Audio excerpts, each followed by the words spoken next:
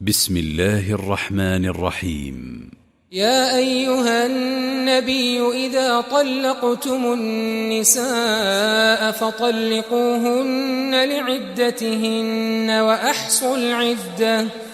واتقوا الله ربكم لا تخرجوهن من بيوتهن ولا يخرجن إلا أن يأتين بفاحشة مبينة وتلك حدود الله ومن يتعد حدود الله فقد ظلم نفسه لا تدري لعل الله يحدث بعد ذلك أمرا فإذا بلغن أجلهن فأمسكوهن بمعروف أو فارقوهن بمعروف وأشهدوا ذوي عدل منكم وأقيموا الشهادة لله ذلكم يوعظ به من كان يؤمن بالله واليوم الآخر ومن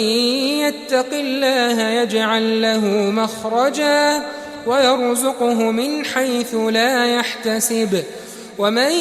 يتوكل على الله فهو حسبه إن الله بالغ أمره قد جعل الله لكل شيء قدرا واللائي يئسن من المحيض من نسائكم إن ارتبتم فعدتهن 3 أشهر واللائي لم يحضن وأولاة الأحمال أجلهن أن يضعن حملهن ومن يتق الله يجعل له من أمره يسرا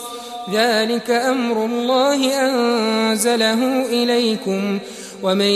يتق الله يكفر عنه سيئاته ويعظم له أجرا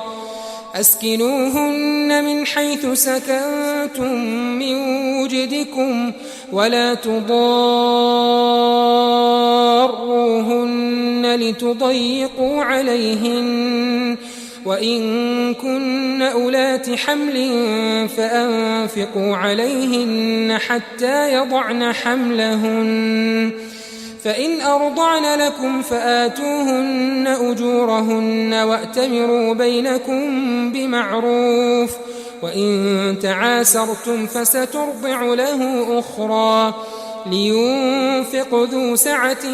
من سعته ومن قدر عليه رزقه فلينفق مما آتاه الله لا يكلف الله نفسا إلا ما آتاها سيجعل الله بعد عسر يسرا وكأين من قرية عتت عن أمر ربها ورسله فحاسبناها حسابا شديدا وعذبناها عذابا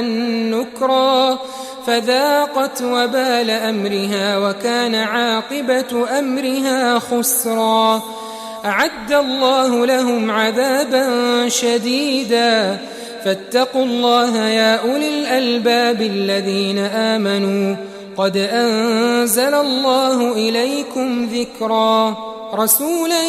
يتلو عليكم آيات الله مبينات ليخرج الذين آمنوا وعملوا الصالحات من الظلمات إلى النور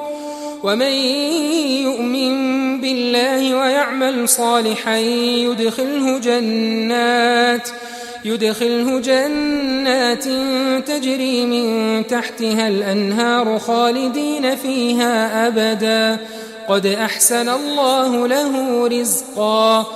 الله الذي خلق 7 سماوات